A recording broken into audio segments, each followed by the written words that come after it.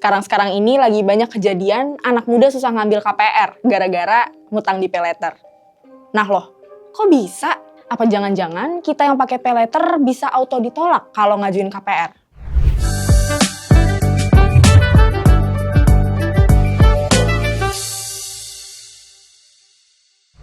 Hai, balik lagi sama aku Stella dan selamat datang di Generasi Cuan. Kita bahas satu persatu ya, mulai dari gimana paylater ngebuat kita ketagihan, sampai ujung-ujungnya bisa berisiko bikin kita sulit ngajuin KPR.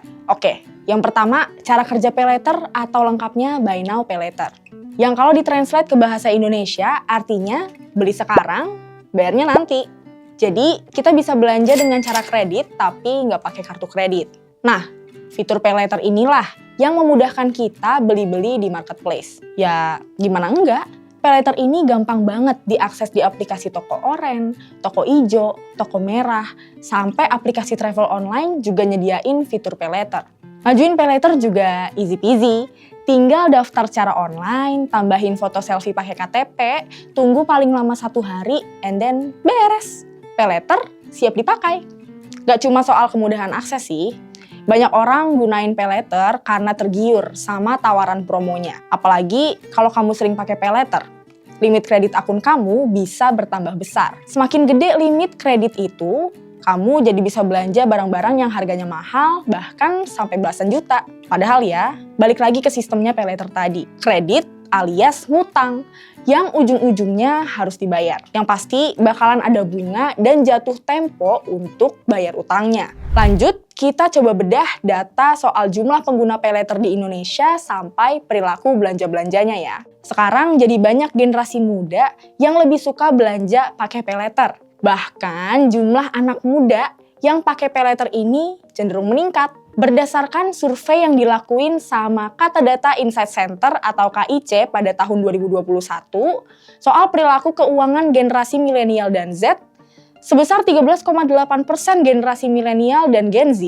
gunain jasa paylater. Angka ini lebih besar ketimbang penggunaan kartu kredit yang hanya 7,6%. Terus, kalau dilihat dari data terbaru OJK, jumlah kontrak pengguna Buy Now Pay Later ini terus bertambah. Per Juni 2023, totalnya sampai 70,02 juta kontrak. Angka ini tumbuh 3,2 juta kontrak dibanding tahun kemarin. Total piutang pembiayaannya nggak main-main, tembus 4,90 triliun rupiah. Jumlah ini meningkat 1 triliun rupiah dibanding tahun lalu.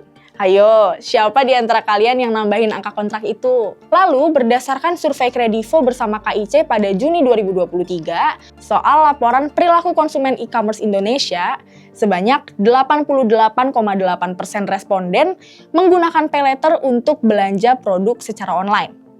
Sedangkan responden lainnya pakai paylater ini buat bayar tagihan listrik dan air bulanan, pulsa sama paket data, pesan tiket pesawat atau kereta api, bahkan juga untuk pesan kamar hotel.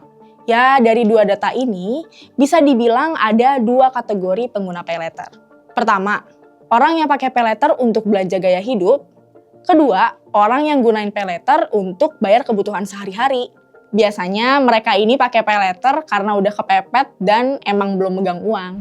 Terus, apa hubungannya pakai paylater sama ambil KPR? Yah, ternyata kalau terlalu sering belanja pakai paylater, akibatnya bisa bikin utang numpuk. Dan kalau telat bayar ya jadi kredit macet. Fenomena kredit macet ini ngebikin anak-anak muda jadi susah ngajuin KPR, alias kredit pemilikan rumah. Ini tuh diungkap langsung loh sama OJK.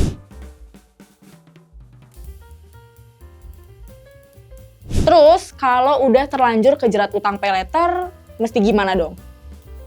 Solusinya nggak ada cara lain selain dilunasin. Kalau menurut perencana keuangan Andi Nugroho, yang namanya pengajuan kredit termasuk KPR, pasti bakal ditolak kalau kita punya riwayat kredit macet. Nih, dengerin. Jadi gini, bank itu ketika kita melakukan pengajuan kredit, mau kredit rumah, kredit kendaraan bermotor gitu kan, mereka melakukan yang namanya BI checking. Dulu namanya BI checking, sekarang namanya SLIK OJK gitu ya. Jadi ngecek nih, Andi punya tagihan atau kredit di mana aja gitu kan. Nah, kalau ternyata utang saya lebih dari 30% dibandingkan penghasilan saya, itu otomatis kredit ditolak. gitu ya. Terus mereka juga akan melihat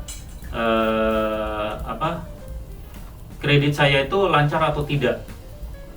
Oh, Andi punya kredit sih, nggak banyak, cuman mungkin 100.000, tapi udah dari kapan nggak pernah dibayar. Nah itu jadi rating kreditnya jelek juga. Itu yang akan bikin sliknya juga akan jadi jelek juga. Makanya KPR ataupun pengajuan kreditnya tidak diterima juga, sama aja. Solusinya gimana ya? Dilunasin, nggak ada pilihan lain. Mungkin yang terbesit di otak kalian setelah denger ini adalah, jadi kalau pakai paylater tapi selalu dilunasin, bakal mempengaruhi slik nggak? Nah, ini tergantung sama kedisiplinan kalian dalam membayar tagihan paylater itu. Kayak kata Andi ini nih. Walaupun kita sering minjem, kita sering melakukan paylater, kita sering gesek kartu kredit, kalau waktunya bayar kita bayar sesuai dengan jumlahnya atau dengan minimal pembayarannya, itu akan bikin rating kita bagus.